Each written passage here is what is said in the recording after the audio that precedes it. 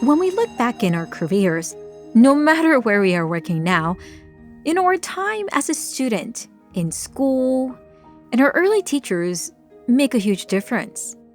Some more positively, some negatively, and maybe some less so, but in all, our time with those teachers first teach us the values we have, the experience we might want to shape, and maybe even jobs we want to have in the future. Krista Purnell definitely noticed something that she was onto when she found herself getting excited about work she'd creating and just the whole principle of education very early on in her childhood. Thanks to her early exposure from her family, she realized how education and just learning was fun and meaningful. But, there's many paths to education. And in fact, this is an industry that many do get burned out. And so she also, as she continued her passion and lifelong journey as an educator, wanted to find a way how we tackle opportunity, access, and empowerment to students, teachers, and administrators better. How can I bring out the best in you? And how can we design better systems? Thanks to her special sauce in leading with empathy and excellence, she's really thought a lot about how to build strong teams, cultures, develop individuals from youth to adults. And now being in LA, she's really thought a lot about what we can do differently and why it's so important to do so in education. So, whether it's looking back at her first job as a teacher, a math teacher, in fact, of 3rd and 8th grade in New York, New Jersey, to where she is now, here's Krista sharing how holding on to your passion and being curious and resilient is the key to finding your career. Excited to continue to celebrate Black History Month and sharing this story with you and what I learned from Krista today. Let's dive in. First question on that, which is you have been devoting your entire career in education. Do you remember the first point when you wanted to build a career in education? Yeah, I guess wanting to and it being my purpose are probably two different things. I think when I was little, I always joke how I played school next level. I would make my grandmother be my very first student. I was always making worksheets and there were grade Wow. books and I was very detailed. So the writing was on the wall that I was supposed to be an educator then, Mm. but I resisted it for a long time. My sister was a teacher and I saw how challenging it could be. So I was like, you know what? I have different plans. I was really into science. So I was like, well, what did they tell girls growing up in the 80s and 90s? If you're good at science, be a doctor. So I was like, great, that's what I want to do. Um, and things, my path unfolded and I realized that maybe there's a different calling for me. And so sometimes I say, I think it picked me. I didn't pick it, but it's been a great experience as I've had different roles to be impacting education in children. Love that. Well, want to piggyback on that insight a little bit more, going to your childhood, because I think often how we're first brought up, that Mhm. nurturing nature experience influence a lot. You've already hinted a little bit that you've been exposed to the importance of education. You've already geeked out and like enjoying what it's like to build worksheets. I don't think most kids would have had the chance to do that. Tell me a little bit more why that surrounding was so organic. Like, what were other things? Did you like going to the library? Like, I'm curious if you can share a Oh, little bit more about yes. like young Krista, like how it was back Oh then. my goodness. She was a proud nerd, but I definitely was a big library kid. It was one of the few Mm, places I was allowed to go independently. So I would mm, spend hours and hours checking out books, reading books, entering the library competitions for reading. So I had a really strong foundation of reading. My dad actually taught me before I went to school. It was something he was wow. passionate about me learning and spent a lot of time helping me learn how to read. So that was really a gateway into so many new things and worlds, and it just really expanded my creativity and my curiosity. So I think that was a big piece of it. Mm. Another special thing my dad and I used to do was going to museums a lot. So I have a real Oh. passion around art and culture. And so I thought that was really unique experiences that were beyond the classroom that I had. And then my mom, I say, taught me all the practical things. She taught me how to cook, how to drive, how to clean, how to be creative in your home, how to manage bills. And so I got a really robust experience from the two of them, and Mm. realizing that they were definitely my first teachers, and just being able to pass some of those things along to others has been a treat. Love it. And in fact, you shared that your very first career chapter, you were teaching fifth and eighth grade math. Bring us back to that time in Oh New my Jersey. New Jersey is also home for Yes. you when you where you grew up. Yes. So I grew up in Southern New Jersey, went to Hmm. college in North Carolina, and then, familially, my brother and his wife had just had a baby girl, and I wanted to be closer. Um, Uh, she's now 21, so that feels a little oh. strange. Time passes. You So were a that means baby I'm once also, there. I know. She So was. she was so tiny, and now she's in college. So it's just Uh, like the passage of time. And I'm like, oh, wow, I've been at this education thing a while. So wow. I did the Teach for America program in Newark, Mm. and that was my first placement. Um, and so I taught fifth grade math. But what I've learned in my career is some being open to opportunities. And so there was an opportunity at that first Mm. school for me to support some eighth graders as they were preparing for their end of year exam. And so I was like, eighth grade, I teach fifth grade. Like, why would they pick me for this? But I learned early to Yeah. take advantage of opportunities and see where they lead. And so through that Mm. opportunity, it actually opened up the door for my next job after that, where I taught sixth grade and eighth grade. So it was one of those things that stuck with me around take advantage of the different opportunities where you are in your career. And they typically lead to something else new or just a different way to learn. But those first years were hard. I would still say I've been Yeah. in my career over 20 years, which is wild to say out loud. And that was probably still the hardest job that I had. I've had more Mm. responsibility. I've had, other challenges, but being a classroom teacher is really hard. And I think folks Mm. don't give it enough credit. And in fact, we're kind of seeing the impact currently in the market where so many of the teachers are saying, Yeah. enough is enough. We're feeling burned out. I mean, Yeah. how are you feeling about that right now? It is really tough. Like, it's a really tough time. I know within my current organization, Yeah. we've done different research and polls of the educators in our community, and people are burnt out. I don't think the pandemic did us any favors. I think that just exacerbated Mm. and highlighted a lot of challenges that have long existed. And then we were forced to be in our homes and try all Yeah. these new tactics. Like, we were all forced to reckon with it. So it's such a rewarding opportunity being an educator, Mhm. and I think collectively, I'd love to see us as a society recognize that Mm. more and put more support behind our teachers. And it's complicated. There's no silver bullet. I think there's lots of ways we can address it. I mean, I think financially, like, I don't think we pay our teachers Yeah. well, and we're sending our children, our precious future Mhm. in these classrooms, and we're not investing in the people that are with them all day. Mm. And so I think there's, a financial component, but there's also pouring into their development so that they are growing, they are seeing success. And some of the work Mm. that we do, I think, enables that. And I've gotten to meet some really incredible teachers over the years. And so just that encouragement of them to, like, keep on going and keep on digging in, because we've got some rock stars out there and I want us to keep them. Well, speaking of people, tell me more about the people that influenced you along your journey in education that inspired you. Because, as you pointed out, for 20 years, there's been a lot of ups and downs. And Yeah. And, like, why do you stay? Like, I could have been one of those people who left, and I uh-huh, have left the classroom, but I haven't left yeah, education. I found exactly. that my personal skills were Yeah. better used elsewhere. But I Mm-mm. think being a classroom teacher, I saw, both of my sisters do that, and so I was like, "Wow, that's hard," but to see the impact that they had on their students even years later. So, it was Mm-mm. like, "Okay, like, Yeah. there's something to that." So, getting to see them was really exciting. And then I think as I continued to go in my career, I had different mentors or coaches. I remember the coach I had at my second job, who was just a master, excellent math teacher. And that just sparked something in me. And the way that he Mhm. made learning how to be a better teacher accessible to me, I really appreciated that, because that's when I felt like I actually got good at my craft.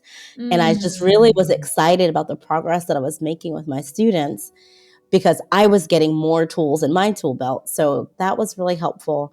And then I think as I've gone on, I have another very special mentor of mine who I think saw something in me almost 10, 15 years ago that I'm seeing now show up in my career. So when I Wow. was at that role, that was, gosh, 2007, 11-ish, in that range. And he's like, I really see a path for you in leadership, organizational leadership. Like I can see that. And I was like, oh, okay, that sounds interesting. But it wasn't until, the past few years where I was like, Yeah. actually, that is where my passions are. That is what I'm good at. That is like the types of problems I like to solve. How do you work effectively as a leadership team or an organizational team, structures, all of those things. So it was neat to sort of see that come full circle in my career. Love it. So important. And, a humble reminder about the whole like cycle of like you being empowered by others, you empowering others, learning along the way, Yeah. expanding on like what our capacity is.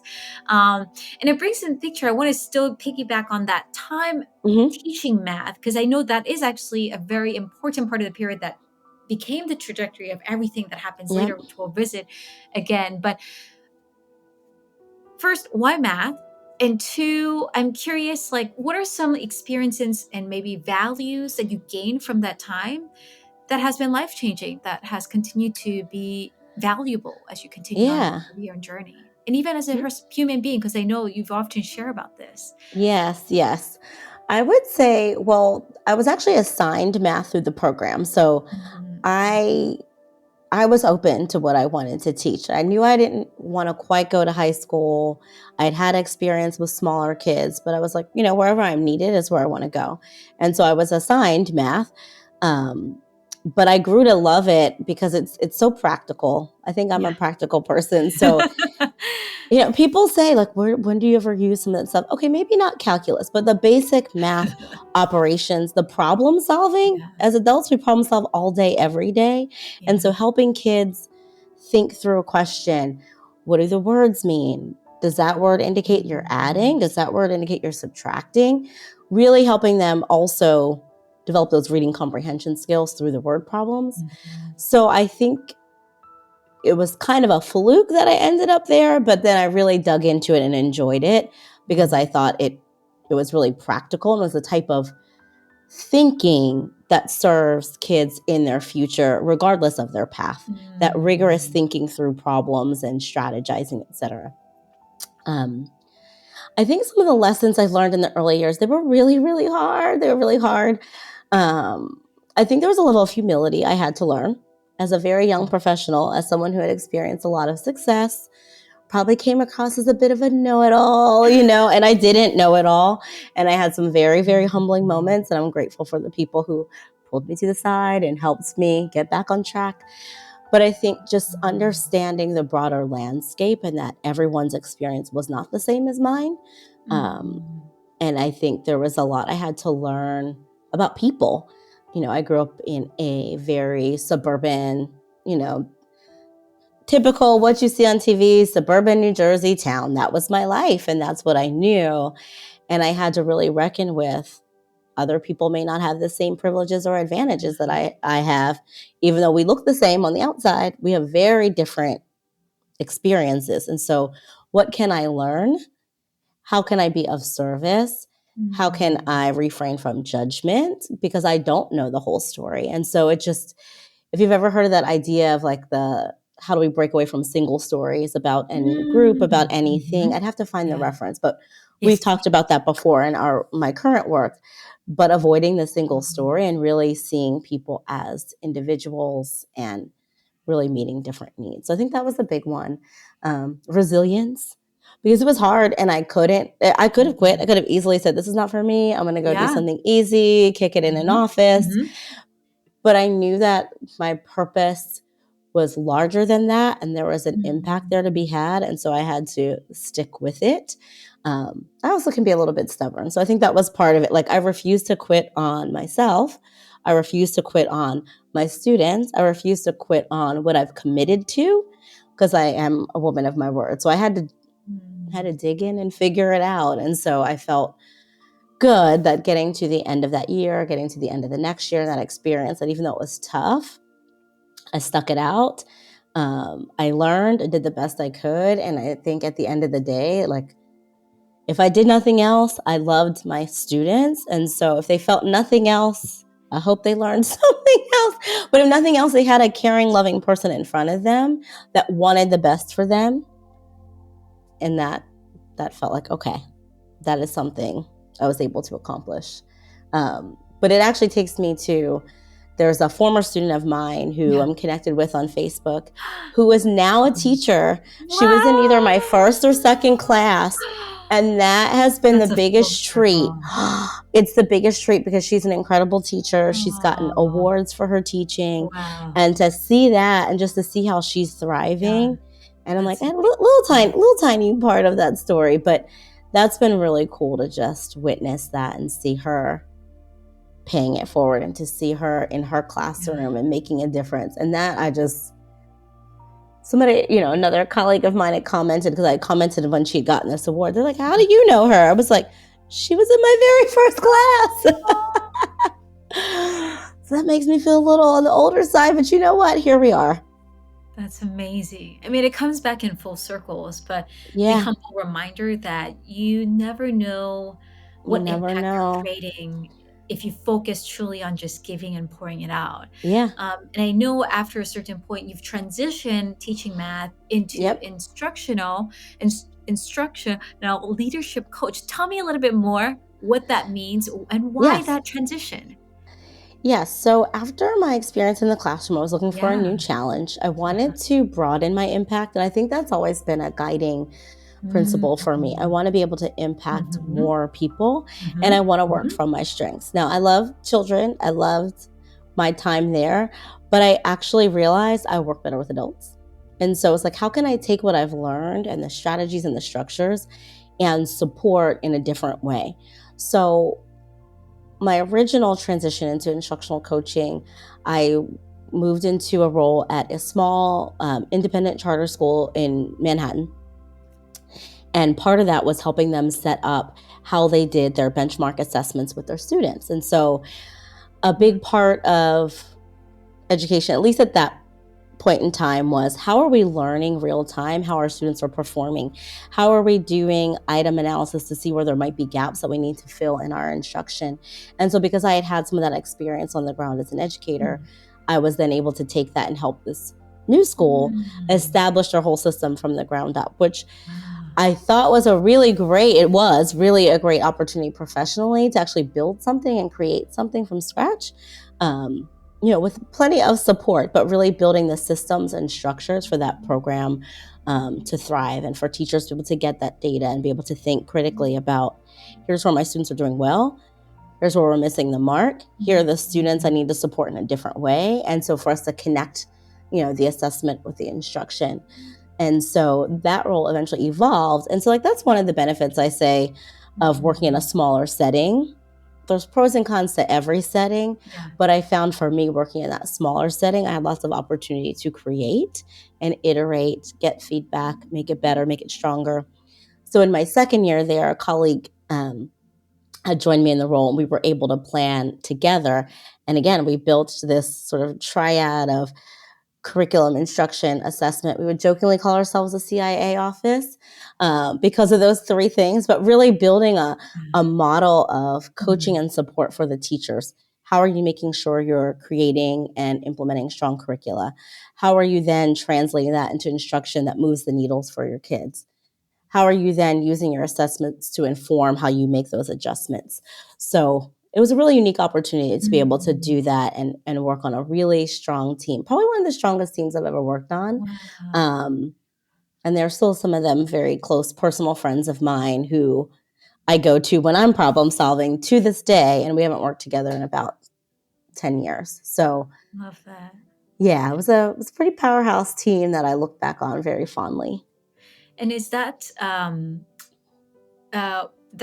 citizen schools, or is citizen It schools was after actually that? before that. Citizen Schools was after that. So Before, that was that after New that. Heights So again, Academy. with that experience that helped you then also to citizen schools, where I understand to build on that, you now start overseeing 30 plus staff 300 students as the director of that nonprofit. That's a lot of overseeing. And Yes. tell me again of that transition, which is I'm seeing a pattern. You keep expanding and expanding. Tell me that kind of Yeah.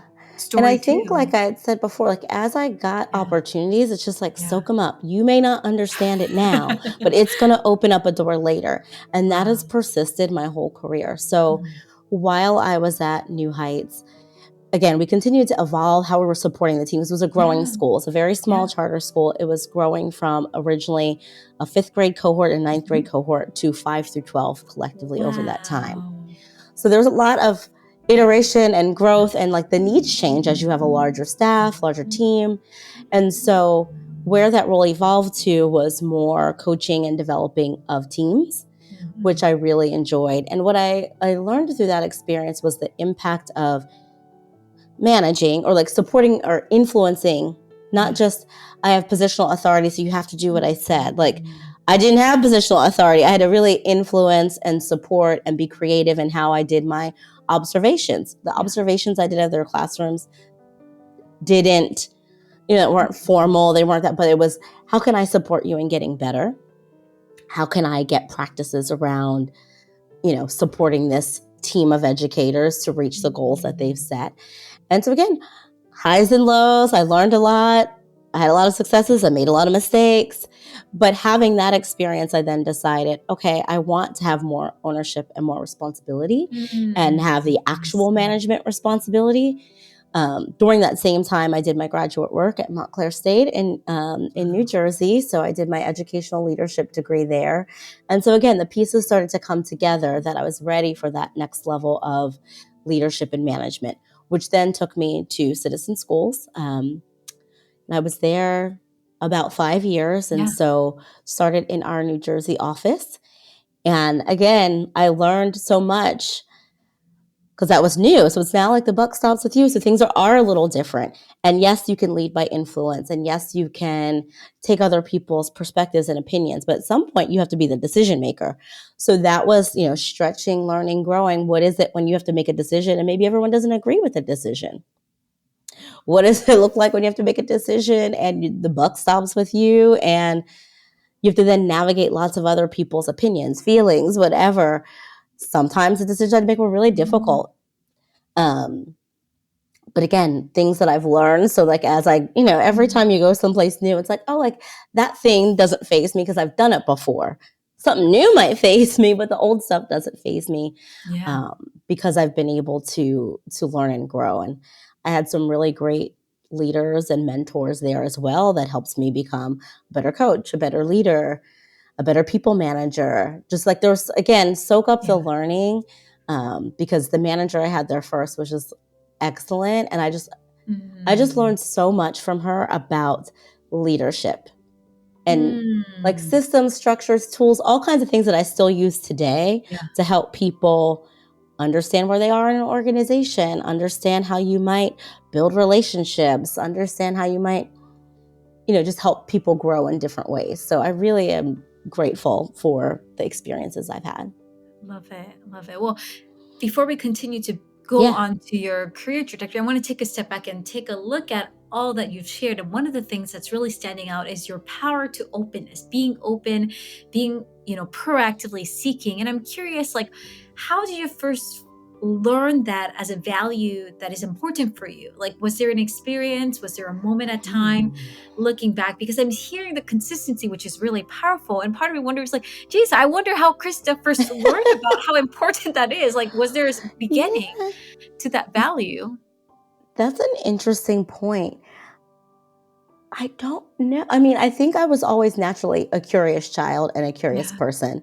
yeah. So I think some of that is just innately who I am. Okay. Um, Thank you, mom and dad. Always yes, thank you. appreciative And of they early truly, because they period. they Yeah. allowed me to follow the curiosities Mm. um, and try different things. So some of it I just think is like nature, like that's who I am as a person.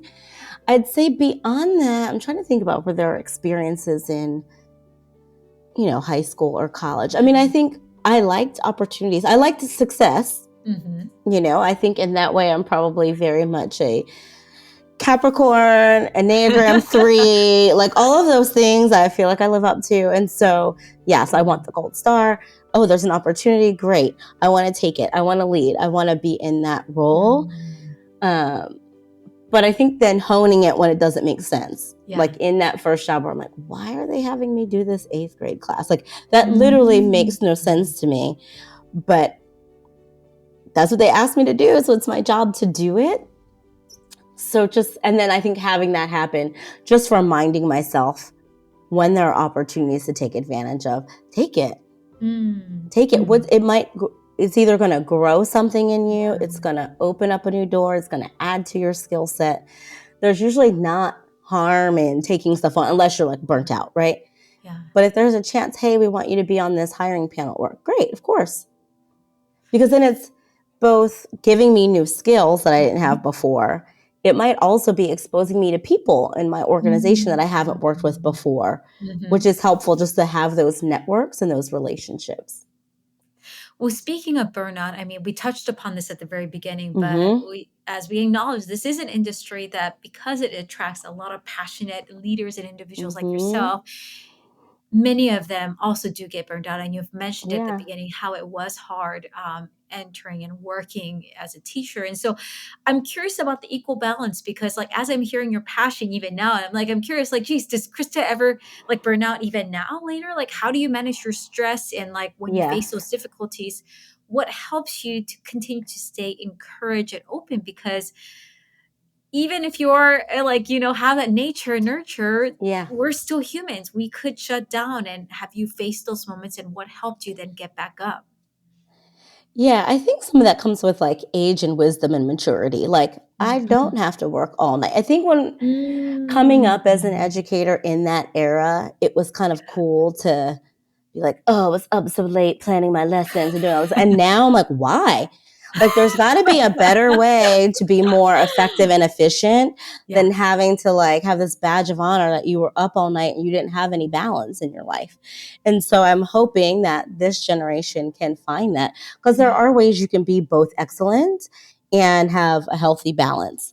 And so I think that does go back to some of what I was sharing before around, I know there's no silver bullet by any means, but if we invested in our educators and made their workloads more balanced, they would have time to do other things. I'm like, don't we want that? These are the people that, again, we send our children to them, and for them to operate at a high level to make sure our kids have what they need, they probably shouldn't be being paid so poorly that they have to go get a second job. Because if they have a second job, that means that's taking away from their balance, their capacity, their ability to be effective.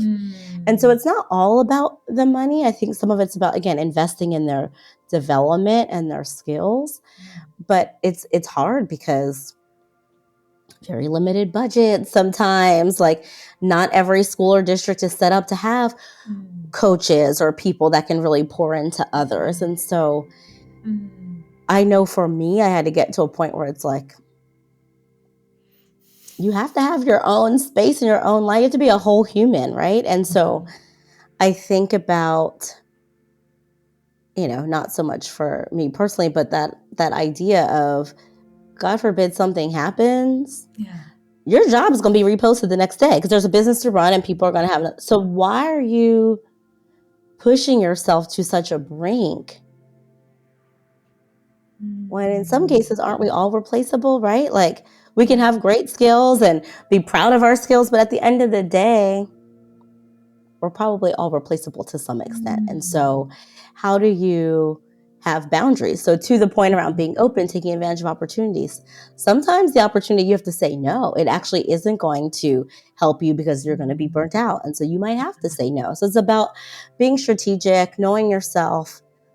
Where does that add to your long-term goals or what have you? And where do you actually need to take a step back and really pour into self? So for me, exercise is important. I prioritize that. Breaks are important. Again, I can be very, very tactical with my plans. So like I have to put it in my calendar. I live and die by the calendar. So it's like, okay, I'm putting in my break because it's an appointment with myself. that you have to get up from the computer and go do the other thing. And so for me, that is a strategy that works, like having it on the calendar, having a way to document my schedule. I map out my workouts for the week. I map out my meal planning. And again, it's not 100% and I don't always get it right, but starting from a plan has always really served me well. That's really, really powerful. Tell me a little bit more also overall how, Krista, you would describe your leadership style. What's your strength and what Oh, are important values for you as a leader? yes, yes. Ooh, my leadership style. Um, I believe it is a balance of empathy and excellence. I'd say those are the two words that resonate with me the most. EE. Yeah. I have a high, I have a high bar because our work is so important. Yeah. And in my current role, where the folks that Which I is at support, gradient learning. yeah, gradient learning. Uh-huh. So the team that I support there supports our school leadership teams, who then support our teachers, who then support our students. So I know that we have a high bar. We have to be excellent to serve our school partners to make sure kids are getting what they deserve. And so there's a high bar and I'm going to push. But I also have an open relationship where it's like, you can tell me if it's too much pushing, and we can have a dialogue about that because I want open doors. I want open communication. There's a standard, there's a bar, and I'm going to help you get there. I'm 100% like in the trenches with you. Let's get there. But we're going to get there because that's the expectation. But I'm also going to do that very humanly and with a lot of heart because people are human in this work. And so how do I also draw on their strengths and help them maximize their strengths and what they're doing? So I think when I think about the individual relationship as a leader to a management role, really knowing the person. So I spend a lot of time doing that up front if they're new to me, and really coming back to who they are, what their strengths are, how do they activate their strengths, how do I ask really good questions to get them to do the lifting, to do the thinking, to do the growing. And then when I think about teams, it's the same thing. How do they see each other's strengths? Go to that person. They're really good at X. This other person's really great at Y. And I've seen my current team, some of that happen organically outside of me, which is the dream, right? Like I've created collaborative structures and spaces, but then I hear through like one-to-ones, oh, I, set up a call with this person and we worked through this problem together. I love it. That's the goal, that they start to build those habits independently. And so really just how do I help each person shine is sort of how I go into those spaces and in that meeting. And sometimes it's actually you're being too hard on yourself. You're not giving yourself enough credit. I need you to own your strengths a little bit more. And for others, it's like, okay, it's time to push to the next level. You said you want a next level. How can we do that? I'm going to push you there. And so it's like a little bit of a dance. But that's what's worked for me. And just being transparent.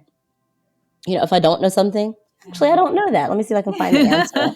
Or actually, I know that, and I'm not at liberty to say that right now. So when I can, I'm gonna come back to you. And being And so, firm about it.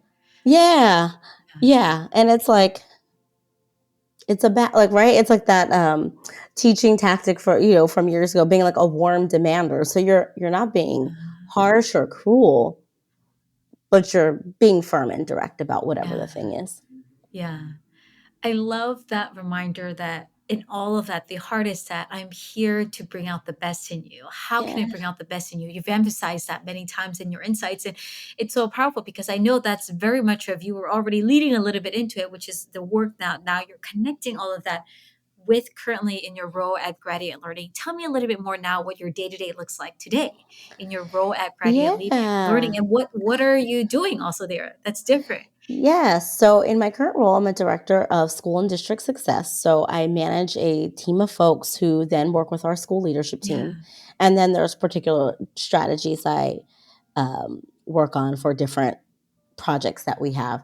And so what I like about my current role is it's fully remote. I think it's actually a good fit for me because I can have a little bit of a small attention span. So I remember working in offices, and the time I worked in an open plan office was the time I was the least productive because I need to be in a flow. And like when people interrupt that, it takes me a long time to get back. And so I've learned that about myself.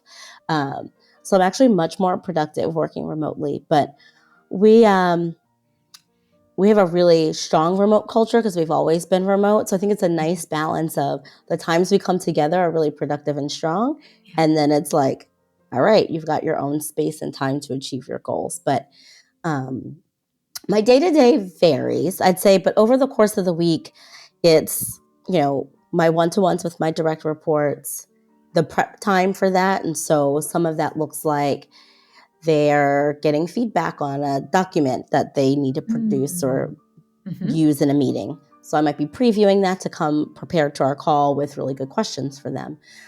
Sometimes I'm giving them feedback on a call that they executed. So I'm looking at the video, I'm taking notes, coming ready to talk to them. So there's the prep for that and then the actual meeting.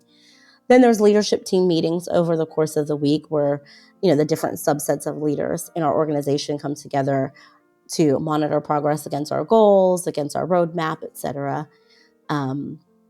So I'd say that's like the bulk of the week is I actually am in a lot of meetings. That's probably the most of what I do. It's like meetings and then prep for meetings. So I hope I'd this say is the fun one at least. yeah, and they're not bad. I don't mind it, because it's the way it shapes out over the week. It's like, okay, this is more of a prep day. This is more of a meeting I day. And then see, there's kind of stuff categorized. interspersed. Yeah, Yeah. I see. So And then, like every one-to-one is different because every person that I work with is different. So that sort of keeps me on my toes because it's like what each person needs is different. The schools that they support are different. So it doesn't get stale because it's always like, because the work is so dynamic, it's not like, okay, check the box, same thing. It's like, okay, what new challenges await us this week? How do we problem solve together? well, this builds to the question of like, what are skills that are going to be even more important for future leaders who want to be in a position like your Krista, doing the type of work Oh you my do? goodness. Because AI Yeah. and technology, and of course, you've already been, as you've hinted in this space, you've seen a lot of the changes in the past 20 years. How you probably started, what our skills were important versus now are going to probably shift quite a bit, and even more so in the next 10, 20 Yeah. years. So if you have advice to share for those out there who's like eager and like tuning in right now, I'm like, Krista, like that Right, sounds right. amazing. I want to be there too. What advice would you have to share with them and what skills they should upskill? Yeah, I think that's really an interesting point. And I also found, even in the past 20 years, every time I went to look for a new job, over like every 5 or so years, the market had changed, the world had changed. And so even some of the roles and things that are present now in organizations were not a thing in the start of my career. So within my company, we have a marketing and communications team, and there's people who manage social media and digital products. And there was no such thing as a social media manager 20 years ago. Like we would have been like, what is that? And so I think in general, like some of the things I've mentioned, like being curious about the world, about people, being resourceful. So I know one thing I look for a lot as a manager is when we're problem solving, have you used your resources? And you may not have an answer at the end of this, but did you do some digging? Did you say, I checked here, here, here, and here, and I still don't have an answer? Great.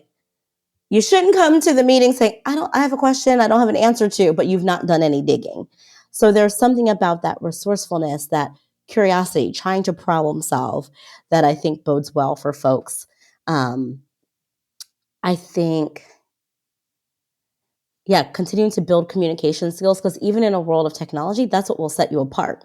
Because while there's great tools we can use, they're tools, right? So like a chat GPT, it can whip you out a great email, but you got to check the email to make sure that the voice and the tone is correct or that the language is correct for your given audience. So there still is a skill that you need to have, even if this tool is giving you a jump start or however you choose to use it. So I think having those kind of skills, like so being aware of the technology and sort of staying up to date and current on the trends, but still those core things still translate through it. Like, are you a strong communicator?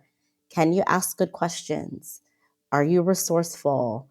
Um, how do you continue to be of value and be of service and not just hang back, fall back, wait for the answer? And I'm hearing from Krista, you're sharing a lot of the attitude and how we take the intention is really, really powerful. Of course, building on that, one of the things you've already highlighted, I want to go back to that Yeah. wonderful, like going circle back moment of seeing your own student becoming a teacher.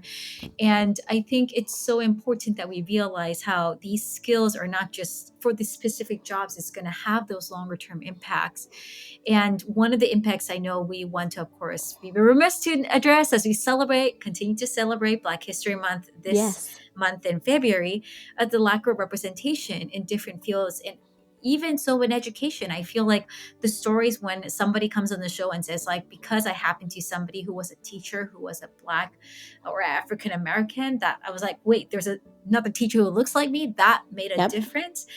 I'm sure you've probably been on both ends, where both as a student and a teacher and a mentor and mentee. Tell me a little bit more how you feel about where that is in the market right now. Are we making some progress? What are you worried about, excited about? Yeah, that's a great question. For me personally, I only had one teacher that looked like me from K to 12, and that was for a semester. So basically, I went 13, 12.5 years of my life, Wow. never seeing a teacher that looked like me in my community. And so Wow. that is part of why I really appreciate the ways in which my parents invested in me Mm, and encouraged me that I could be whatever I wanted to be, that I had yeah. the talent, the skills, the drive. And I know that not everyone has that, right? And so I think that was a gift that I was blessed to have, because I didn't have that. And I knew that as I ventured through my career, if I could be that for someone else, because a lot of Mm, times it's like if you see it, then you can believe it. yeah. And then some of us have to be the I didn't see it, but I did it anyway. But I think that's been a part of my trajectory, both the students I serve see a teacher that looks like them. The young professionals that I serve see someone in leadership that looks like them, that they can do it too, that they can do it too. And like you do have it within you to be that leader, to be that trailblazer. And I hope that, in organizations that they Yeah. value and recognize the talent. I know something I've appreciated in my current work is how when we go through hiring processes, there's anti-bias training because we all have it, right? There's that Yeah. implicit bias that Yeah. creeps in. Well, this person didn't go to Harvard, so X, Y, or Z, right? But that doesn't mean that they might not fit this role really well. Yeah. And so, how do we make the awareness of that so that we can have more diverse pipelines, which then will result in more diverse work staff? I would say, in general, there's always room to grow. I think I've seen as an educator, Mm, I've seen a lot of, Black teachers, Black leaders, where I see the most gaps are in those next levels up. So probably not as many on the superintendent level or the people who have much more robust decision making. I think sometimes there's a little bit of I don't know if it's a glass ceiling, but I think that sometimes is hard to jump to that next level. You don't see that as commonly, or in, other spaces at the CEO level at that table. mm, And so just continuing to um, encouraging organizations to really look at that. I know yeah. our organization has partnered with an organization called Promise 54, and they do a lot of that work with organizations, and they've put out white papers and other things articulating, hey, here's the progress we've made, and here's where we still have room to grow. So I Mm. appreciate a lot of the work that they've done to illuminate that. I'd say especially in the nonprofit space. So I want to continue on the learning for all of us as well. One of the questions I've asked all my guests, especially for this Curious Monica series, is helping us learn from others as well.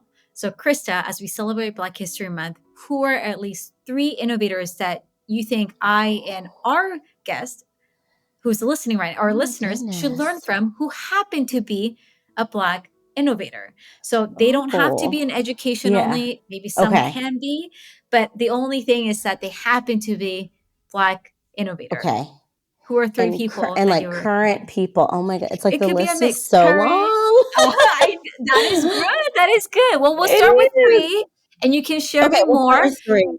Yes. Okay, so we'll start with 3. So I will actually name some personal friends to start.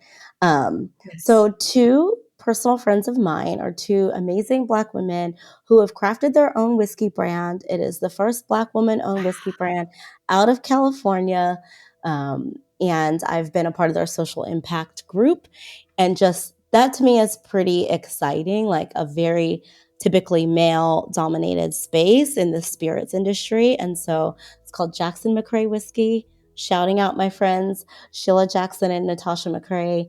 And they also just really have a passion for giving back. And so like that's their brand, that's their product, but then they also have a real heart for giving and supporting women. And so they have their JM100, which I'm a member of, our social impact group, and are really invested in wellness and wholeness. So I'd say they are really current, real live innovators right now.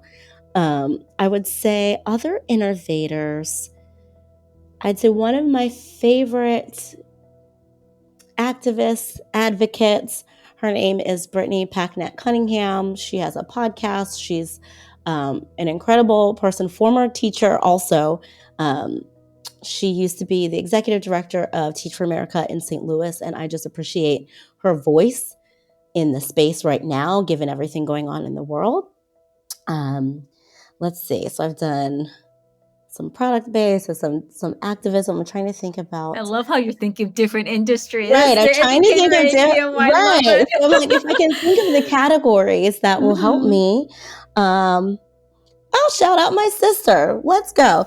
So in the entertainment industry, my sister Kimberly just recently launched her brand to support parents whose children are in the industry. So my niece, Michael Michelle Harris, is an Emmy Award-winning child actor. What? Yes, we're so proud of her. And my sister has been so instrumental as her mom, guiding her through this whole, Hollywood world and experience. And now she is setting up workshops and other ways to pour into other parents to help them navigate auditions and what happens when your child's on set. So she is innovating right now in the space as well.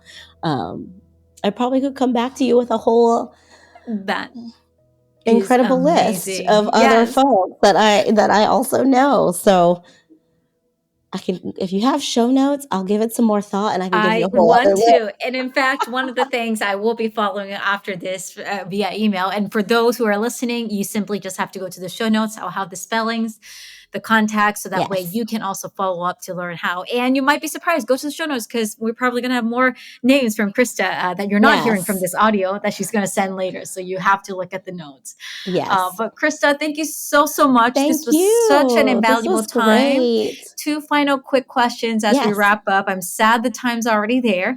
Goes by too fast. I know. But one, we've talked about a lot of different topics, a lot of different gems of wisdom.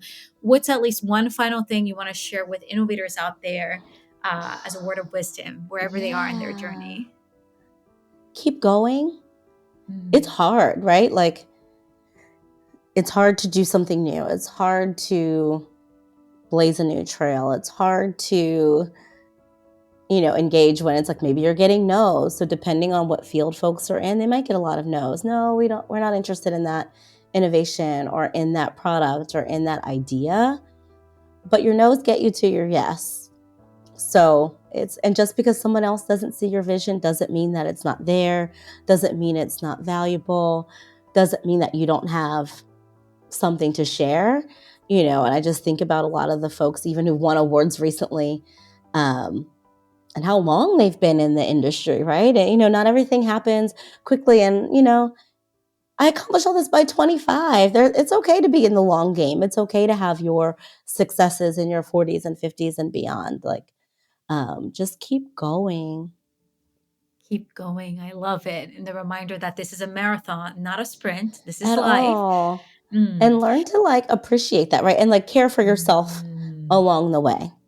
Absolutely. It is a marathon. And so if you've ever run any distance, there's water stops.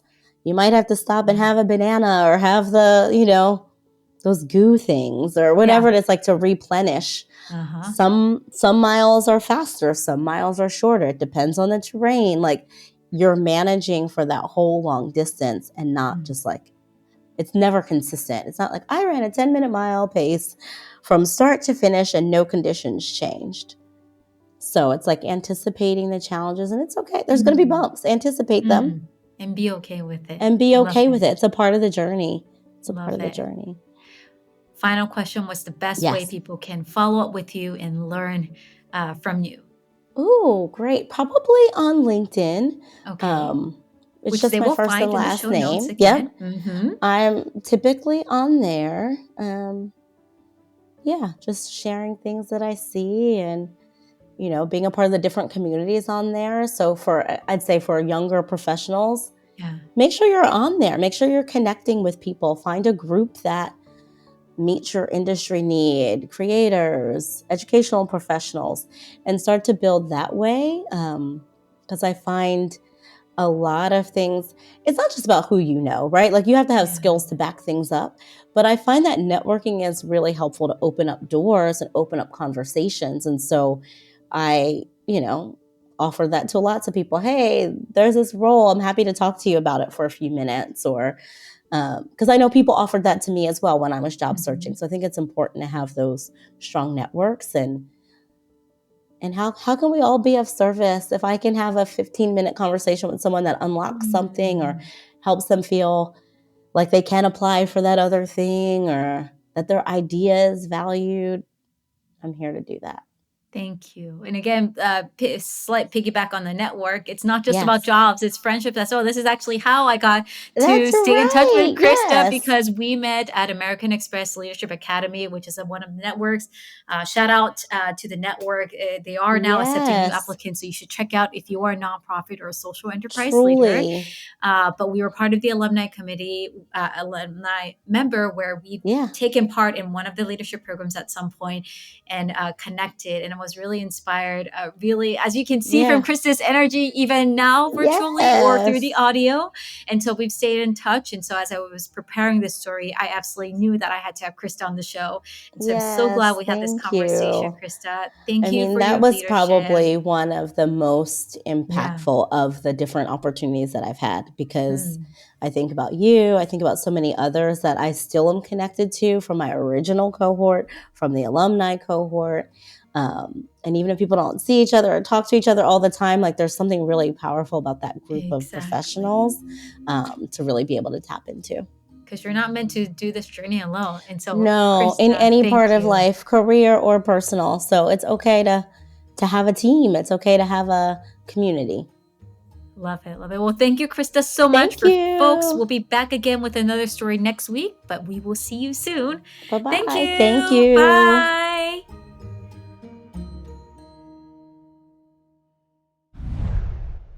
Thanks so much for tuning into today's episode. It was so great having you. I hope this has inspired you and empowered you to know that your voice and stories matter. This is your host, Monica Kang, founder and CEO of Innovators Box.